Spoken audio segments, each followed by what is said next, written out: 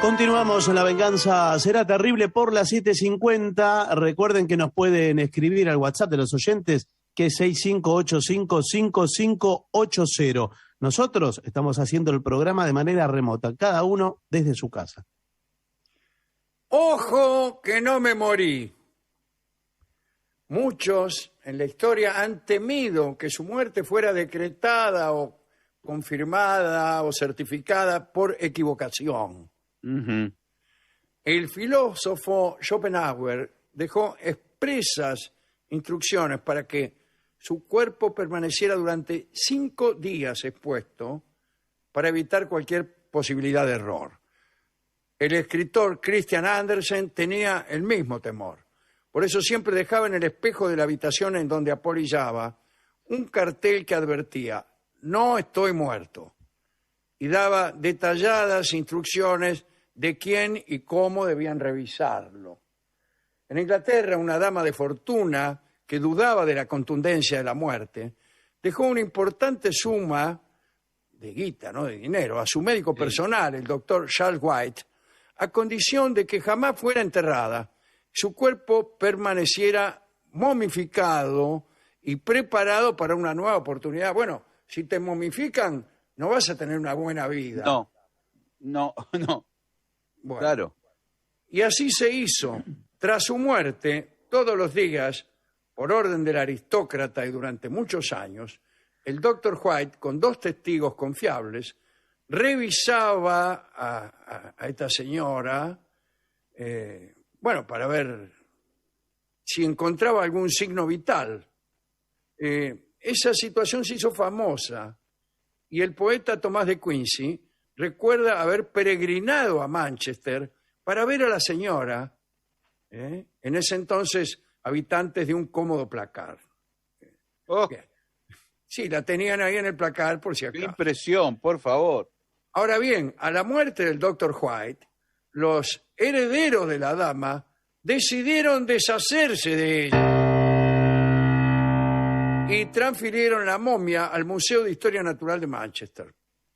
Cuenta el doctor López Mato, al que mucho le debemos, ¿no?, que en su libro, tiene muchísimos libros, todos ellos maravillosos, que los criterios para determinar cuándo una persona era finada, salvo en los casos en que los signos eran muy ostensibles, ¿no?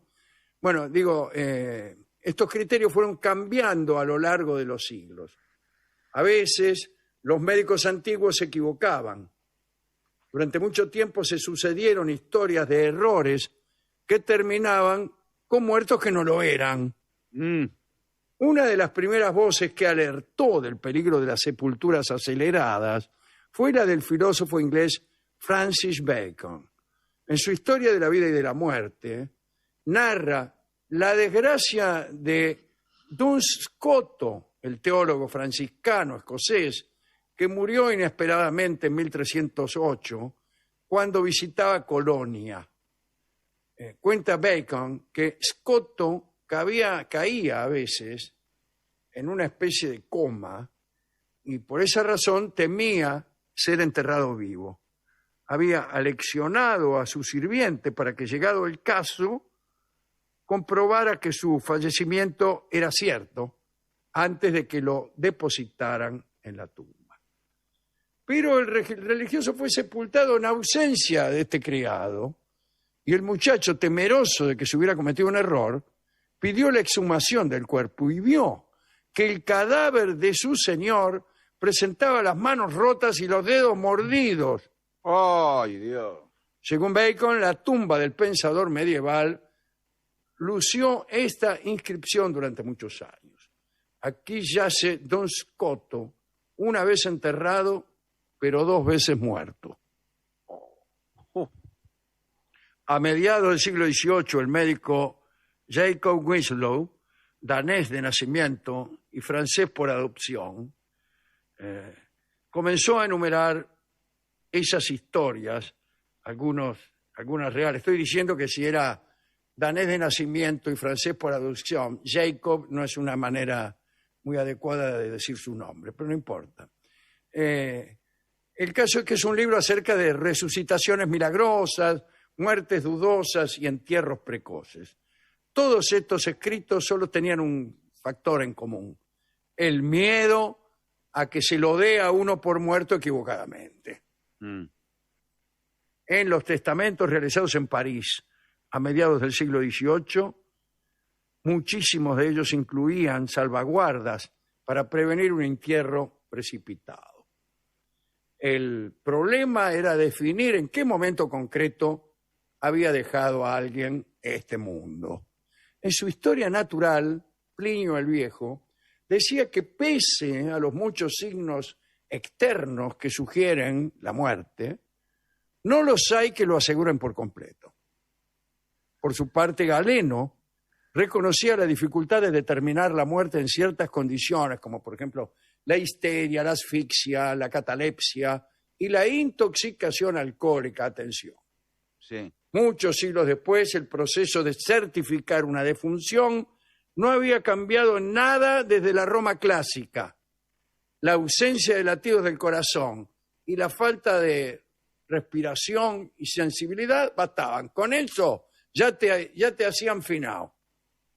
El doctor Winslow decía que el signo indiscutible de la muerte era la descomposición. Bueno, Claro, Pero y ya es sí. tarde, claro. ahí sí, dice, un finado era finado.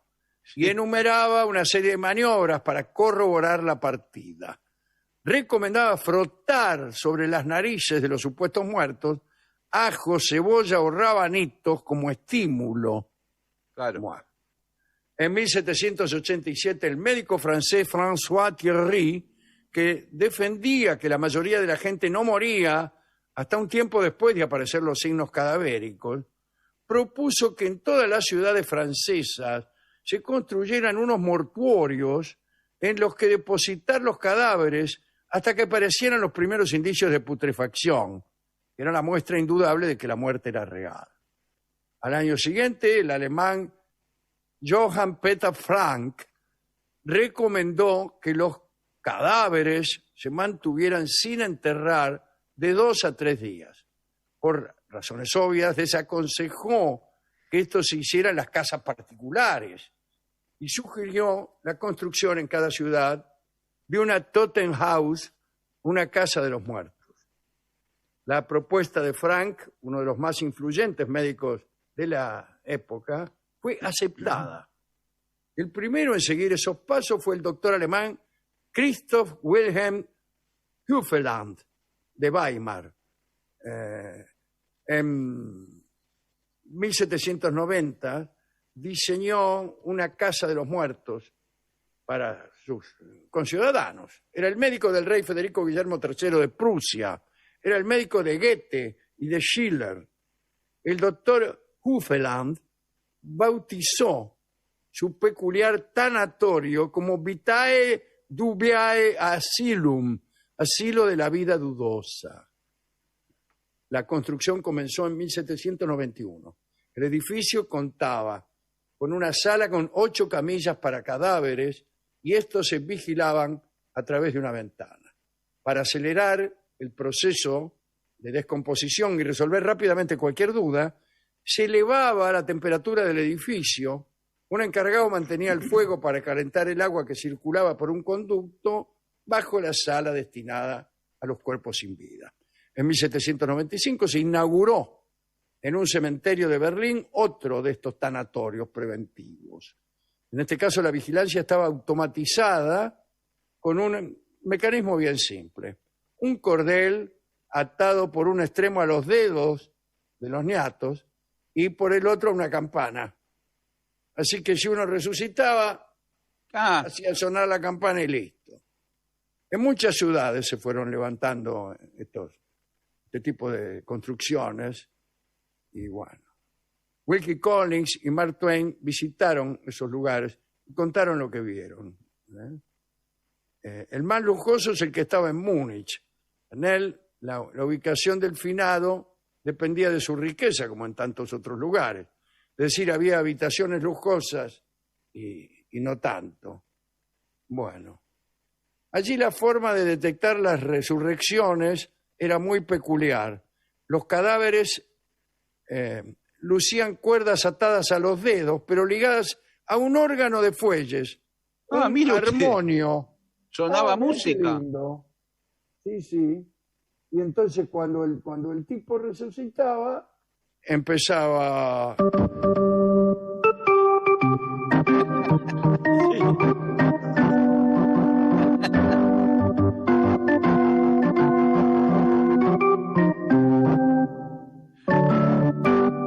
como Fast Waller. Sí, todos los dedos usaban ahí, me parece. Sí, sí, claro. Había un problema. Muchas noches la hinchazón de los cuerpos disparaba el invento. Claro. Y estaba el Empieza a tocar vigilante ahí solo. de golpe.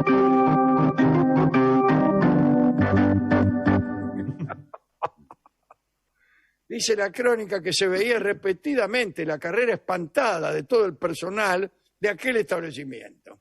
Ya en el siglo XIX la certificación de la muerte seguía siendo un tema a resolver. La situación era tan escandalosa que en 1837 un profesor de toxicología italiano llamado Pietro Mani donó 1.500 francos de oro a la Academia de Ciencia Francesa como premio para el que realizara el mejor trabajo sobre los signos de la muerte. La Academia lanzó el premio Mani en 1839. 10 años más tarde fue declarado desierto en 3 oportunidades, pero finalmente el premio fue adjudicado al doctor Bouchut. Bouchut se llamaba, que sugirió utilizar un estetoscopio para determinar la existencia o no de latidos. Sugirió que ese aparato podía utilizarse para confirmar el cese de los latidos del corazón. Si estos dejaban de oírse durante 2 minutos, chau. Chau, Claro. ¿qué? Estoy saludando a un vecino que pasó por aquí. Bueno, esto fue un gran avance, pero no alcanzó. Un tal Middeldorf proponía clavar en el corazón una aguja larga, terminaba en una banderita. Si se movía la bandera, era que el corazón latía. También se presentaron peluqueros que eran muy hábiles para determinar circunstancias capilares propias de los muertos. La propuesta fue descartada porque no podía ser aplicada a los pelados. Bueno, el caso es que el pavor al enterramiento prematuro fue abandonado ya desde el principio del siglo XX. Y había películas sobre Sí. esto todavía. Sí, También señor. se desarrollaron, esto es un anexo, ataúdes dotados de todos los medios de comunicación con el exterior, tapas de vidrio, sistemas de alarmas, iluminación y tubos para comunicarse con la superficie.